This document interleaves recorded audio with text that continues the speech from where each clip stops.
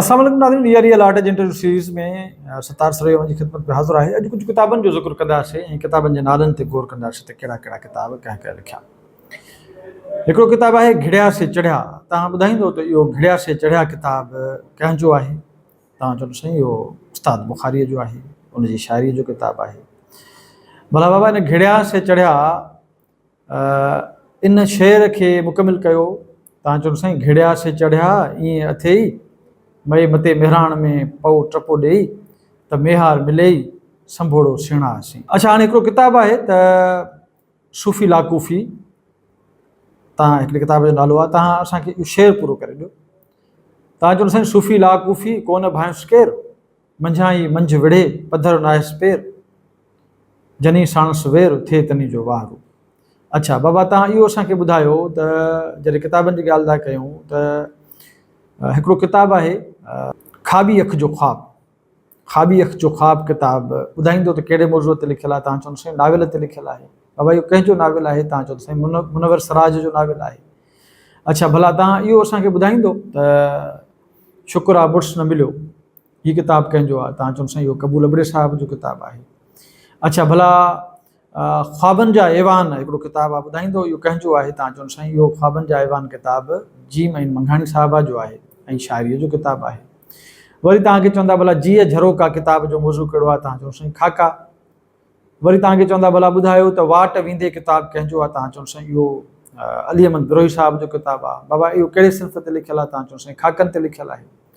अच्छा भला इहो तव्हां ॿुधाईंदो त अली अहमद बिरोही जी सुञाणप कहिड़ी आहे? तव्हां चवंदो साईं हिकिड़े मज़ाह निगार जी सुञाणप आहे। भला उनजो हिकिड़ो मशहूरु अफ़सानो आहे, ॿुधाईंदो उहो कहिड़ो आहे? तव्हां चवंदो साईं उस्मान हजम जो रोज़ो रखणु, उहो हिकिड़ो मज़ा आहे, हुनजो अफ़सानो आहे, मशहूरु आहे। अहिड़े तरीक़े सां वरी तव्हांखे चवंदा भला इहो ॿुधायो त वतायो फ़क़ीर कहिड़े दौर सां तालुक़ु रखे थो? तव्हां चवंदो साईं वतायो फ़क़ीर करोड़नि जे दौर सां तालुक़ु रखे थो। अहिड़े तरीक़े सां वरी तव्हांखे चवंदा भला इहो ॿुधाईंदो असांखे त सूमरनि जे दौर में उहा कहिड़ी औरत शाइर आहे जंहिंखे पहिरीं शाइरा तौरु तसवुरु कयो वञे थो? तव्हां चवंदो साईं मिरखा छिखण। अच्छा बाबा इहो ॿुधायो भला त मिरखा छिखण कहिड़ी सिंफ़ जी शाइर आहे? तव्हां चवंदो साईं उहा गीच लिखंदी हुई। अच्छा वरी तव्हांखे चवंदा भला इहो तव्हां असांखे ॿुधाईंदो त समा दौर में उहे कहिड़ा 7 किरदार आहिनि जिन जे बारे में चयो वञे थो त उन्हनि खे उन वक़्त जे हुकुमराननि सर कलम करे सिरियूं वढाए माराए छॾियो हो? तव्हां चवंदो साईं उहो मामूई फ़क़ीर। अच्छा बाबा उहो घणा हुआ? तव्हां चवंदो साईं उहे 7 हुआ। अच्छा उन्हनि मां मंझां को हिकिड़ो शेर ॿुधाईंदो मामूई फ़क़ीरनि जो? तव्हां चवंदो साईं हाक वहंदो हाकड़ो भॼंदी बंदि अरोड़, बेह मच्छी ऐं लोड़ समय वेंदा सूखड़ी। अच्छा अहिड़े तरीक़े सां वरी तव्हांखे चवंदा भला टालपुर दौर जी जॾहिं असां ॻाल्हि था कयूं त टालपुर दौर में उहो कहिड़ो असांजो सूफ़ी शाइर आहे जंहिं सूफ़ी शाइर इल्म अरूज़ ते गज़ल लिखिया?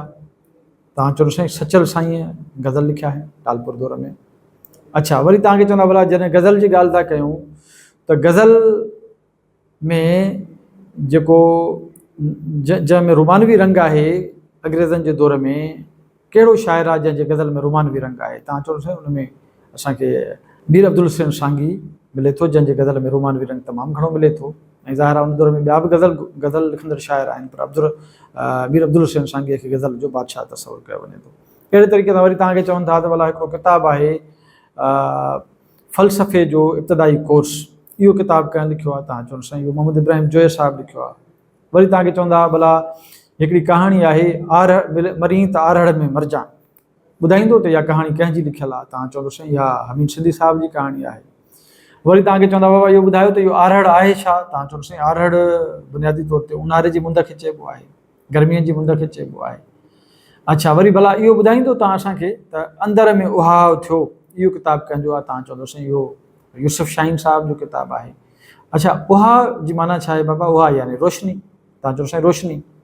अच्छा भला इहो ॿुधायो त वैसाख जो महीनो जंहिंमें लुकूं ऐं झोला, वैसाख छा आहे? तव्हां चवंदो साईं वैसाख जेको आहे इहो हिंदी महीननि जी फ़हिरिस्त में हिकिड़ो, हिंदी महीना जा जेके नाला आहिनि उन्हनि में हिकिड़े महीने जो नालो आहे वैसाख।